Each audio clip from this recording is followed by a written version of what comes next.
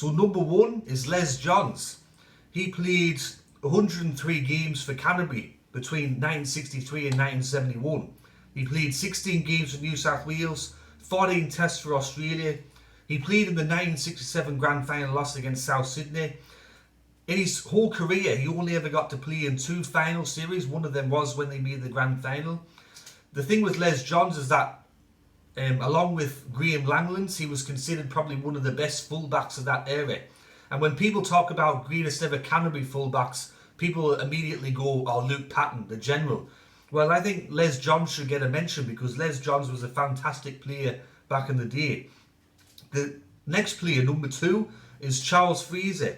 He played 185 games for Belmead between 1910 and 1926. He played 14 tests for Australia, 12 games for New South Wales, and he won 6 premierships for Belmead. He was voted as one of the best players of the last 100 years when they did the centenary in 2008, and he's also an Australian Hall of Fame member and a member of the Belmead Tigers team of the century. Number 3 is Reece Darcy. He played 175 first grade games for Eastern Suburbs, now known as Sydney Roosters, between 1929 and 1946. He's the youngest ever debutant in Australian Rugby League history. He made his debut at 16 years and 85 days. He won 5 premierships with the club. He captained the club for a number of years. He played 41 games for New South Wales and he played 14 tests for Australia.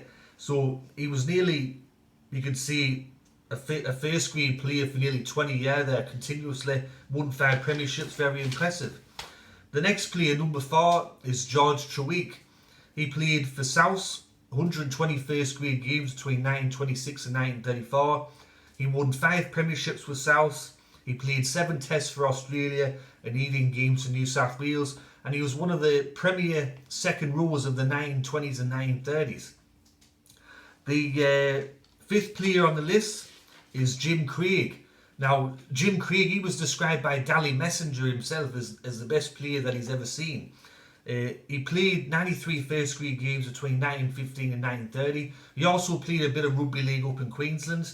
He won 5 premierships with Belmead, and he was also a member of the inaugural Western Suburbs premiership winning side in 1930. He played 2 games for New South Wales, 18 games for Queensland, 7 tests for Australia. He was named in the Queensland team of the century. Like everyone else in this list, he was named in the 100 best players list for the centenary year. And he was also the head coach of Canterbury when they won their first premiership in 1938. The next player on the list is Howard Hardy. He played between 1912 and 1924, 139 games, 152 tries.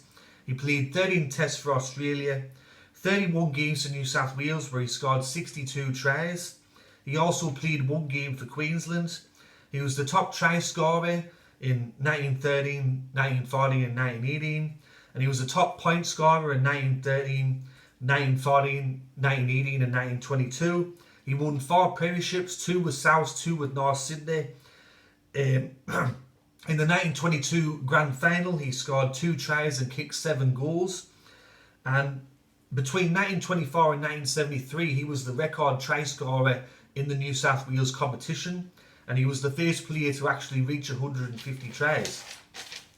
The next player, Eddie Burns. He played 212 games for Canterbury between 1935 and 1950. He was part of the inaugural Canterbury Bankstown side.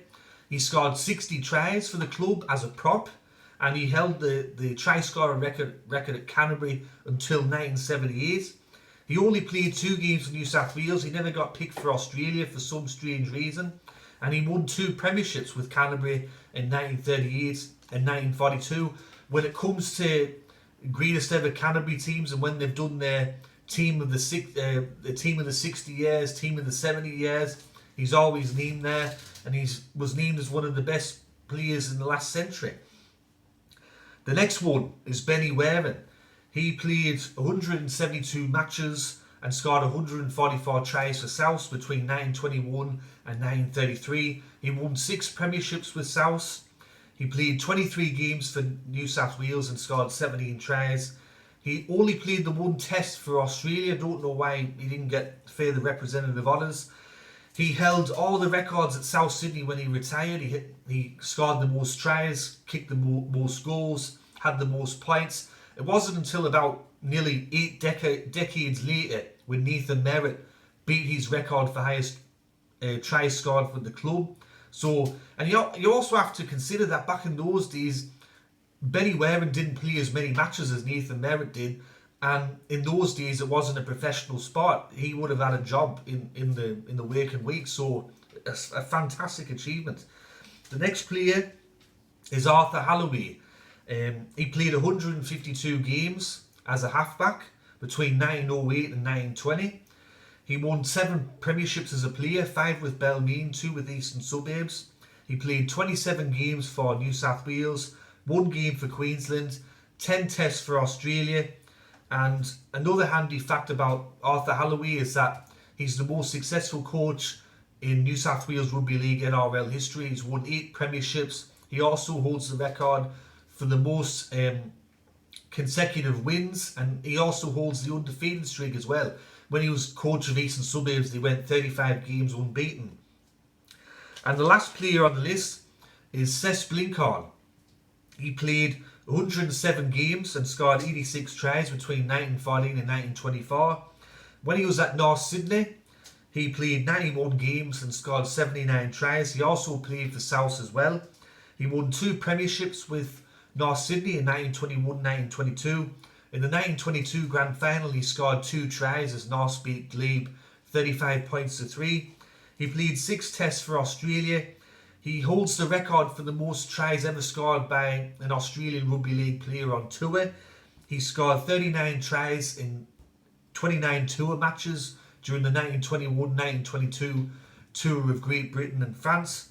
And he also played 8 games for New South Wales.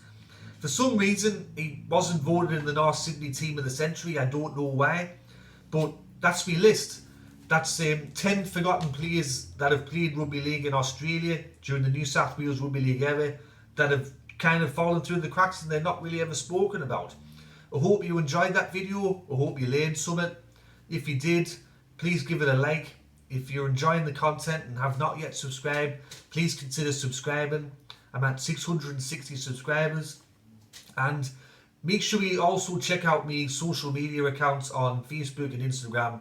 I run the Rugby League History pages there. Anyways, everyone, this is Rugby League History signing off, and I'll catch us all later in the next video. Alright, ta-ra now.